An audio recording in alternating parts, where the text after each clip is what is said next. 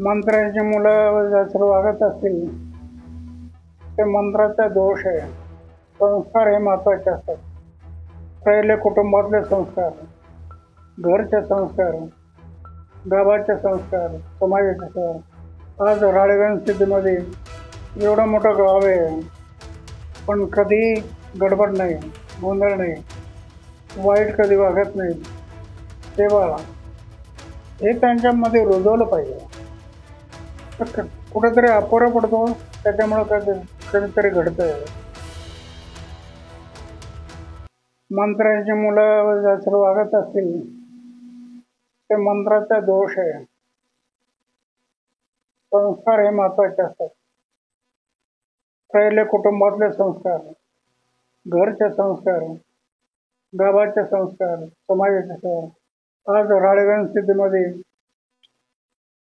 एवढं मोठं गाव आहे, पण कधी गडबड नाही, गोंधळ नाही, वाईट कधी वागत नाही. तेव्हा हे त्यांच्यामध्ये रुजवलं पाहिजे. कुठेतरी अपोरा पडतो, त्याच्यामुळं कधीतरी घडतंय. त्या मंत्र्यांना आणि त्या मंत्र्यांच्या मुलांना काय सल्ला देणार अण्णा? तुमचं एवढं म्हणजे वय झालंय तरी तुम्ही जनतेसाठी झटताय. त्यांना सल्ला एकच आहे की मानवी जीवन जे मिळालं ते कशासाठी मिळालं?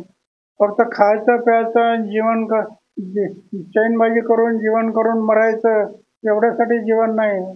मानवी जीवन काही विशिष्ट जीवन आहे.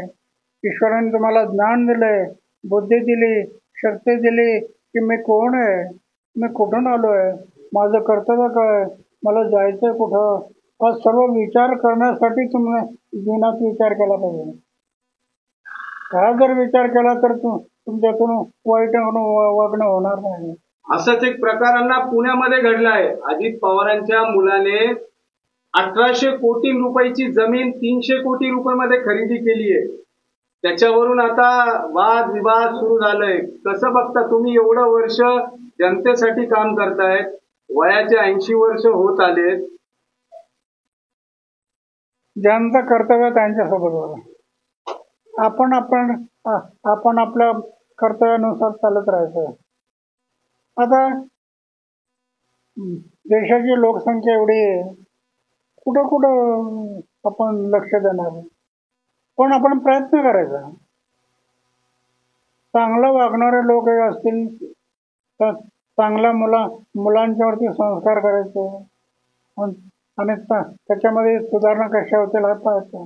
हे जमिनीचे जे गैरव्यवहार होत आहेत त्यांना महाराष्ट्रामध्ये, त्याच्यावरती आता कारवाईची मागणी होतीये. कारवाई झाली पाहिजे,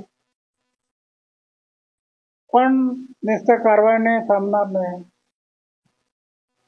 सरकारने धोरणं अवलंबले, कठोर पावलं उचलले पाहिजे.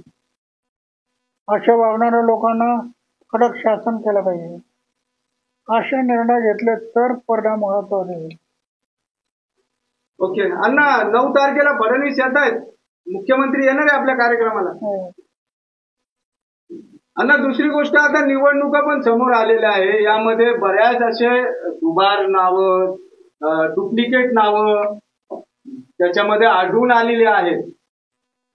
कसं बघताना फेक नावं, जे डुप्लिकेट म्हणतो आपण, एकाच माणसाचे 4 नावं आलेले. हे दुर्दैव आहे, आमचं दुर्दैव आहे.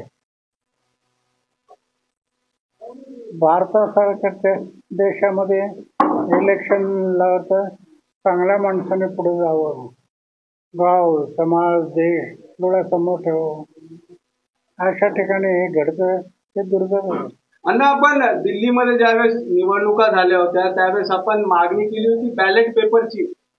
आता ईव्हीएम मध्ये पण घोटाळे वाढलेत असे आरोप होतोय. कसं बघता? बॅलेट पेपरवर घेतलं पाहिजे? हे काढणार जर पुढे पडणार, जेवढं होईल तेवढं करावं.